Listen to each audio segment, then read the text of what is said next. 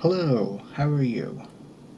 Almost 5 years ago, I tried for the first time National Novel Writing Month, a contest where you write 50,000 words in a month. This is before I had written a novel, and it was quite a difficult task.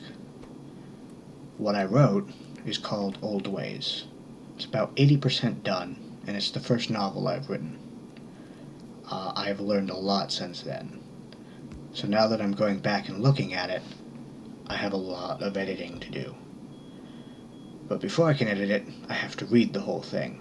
So I figured, why not record it and put it out?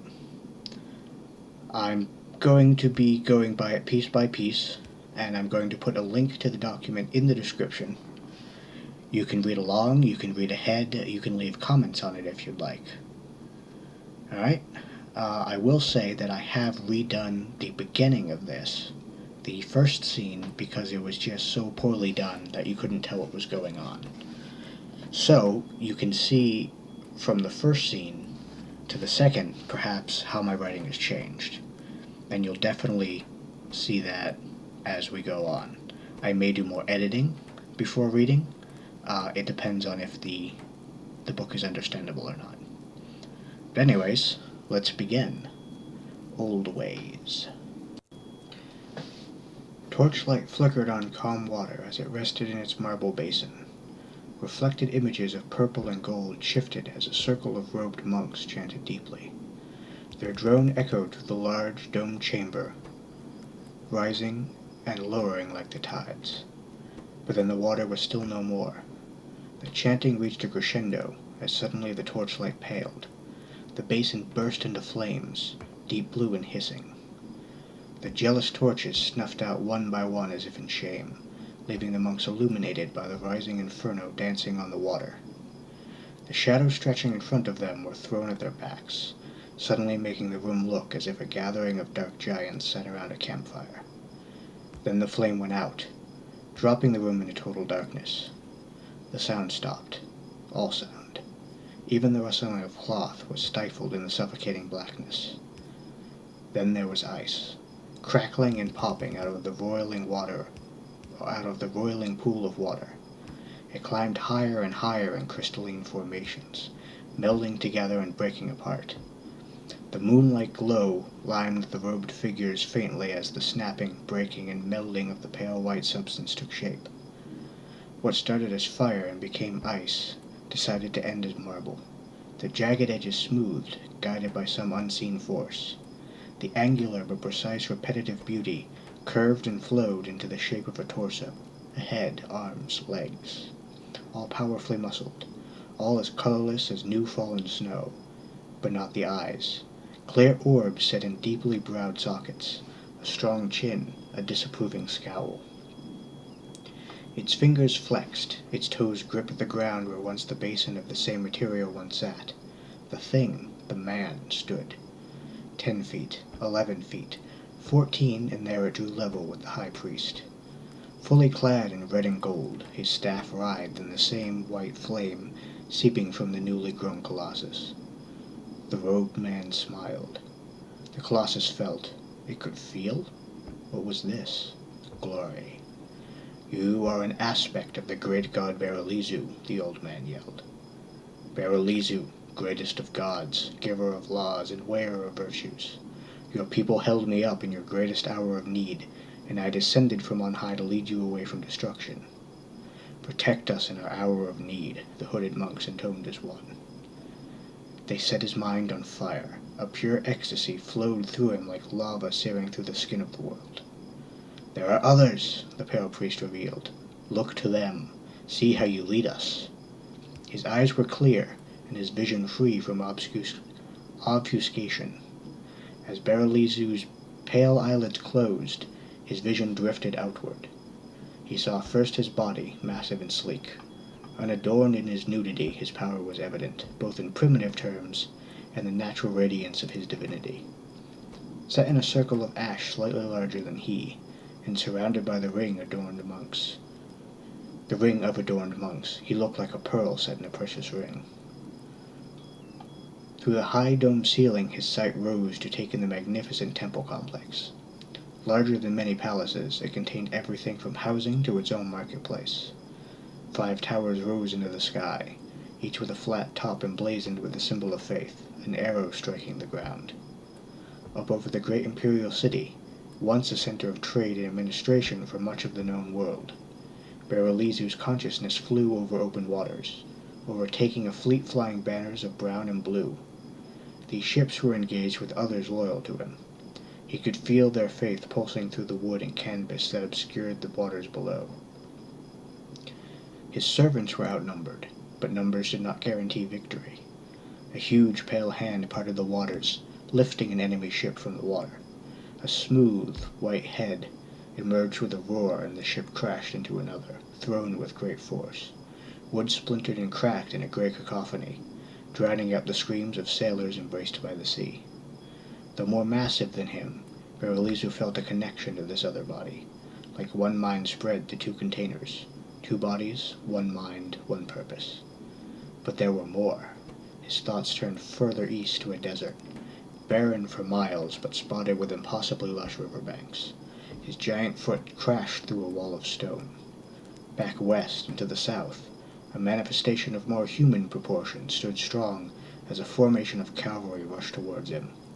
Neither horses nor riders could ever prepare themselves to be engulfed in pure white flame, which ate at the air with such ferocity the whole formation toppled to bone and dust amid a clap of thunder.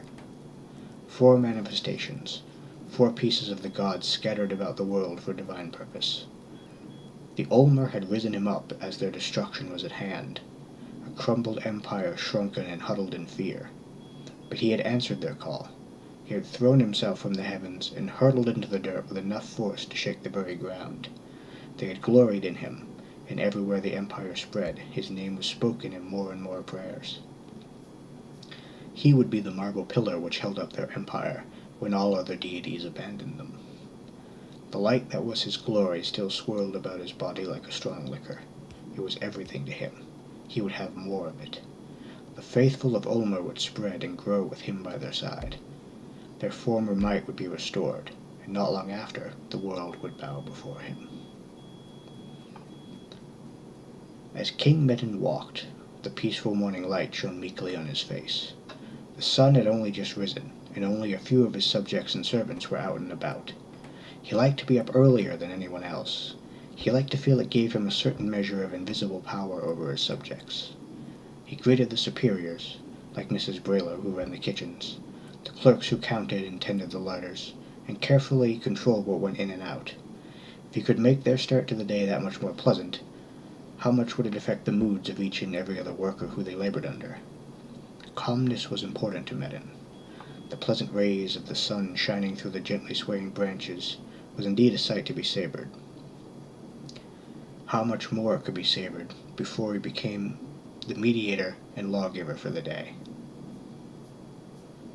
The architecture of his domain might not have been old, only 40 years, but it hadn't weathered well.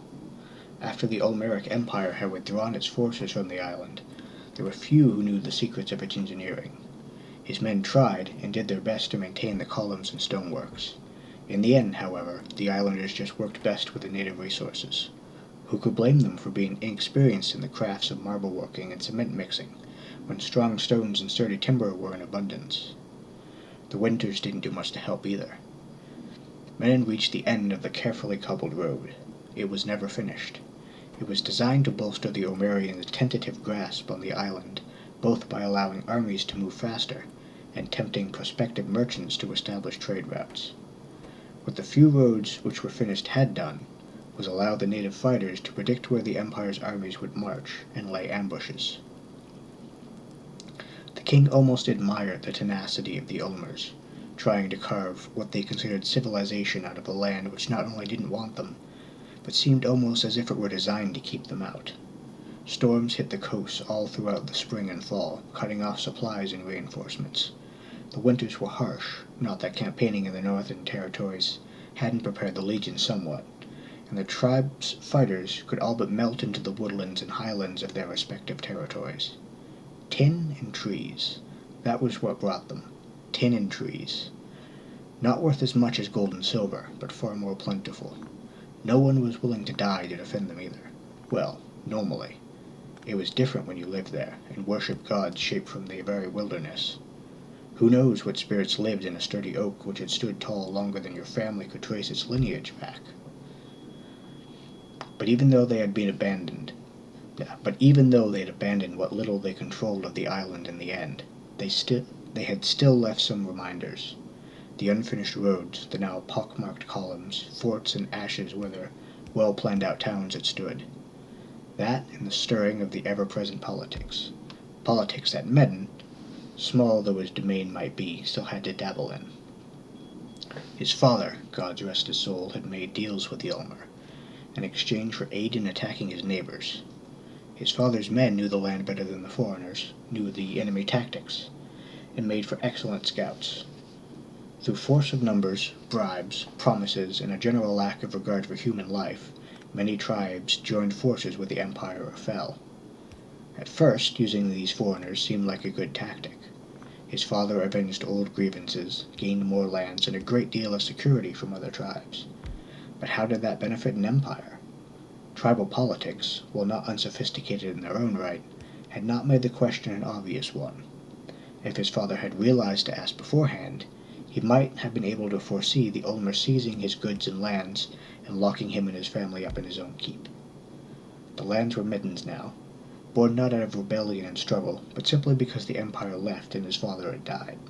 He inherited lands, crumbling architecture, and the mistrust of those tribal leaders who had fought against the bringers of civilization. Yet Medin was content with that. He was content to be a petty king. He was neither tempted by the lures of luxury his father's allies turned oppressors had hinted at, or the strengthening resolve of the old ways in their absence. He had been placed in the middle of both worlds, and he took from each that which he measured valuable. The only thing he concerned himself with as the sun continued to climb higher was the welfare of those placed in his care.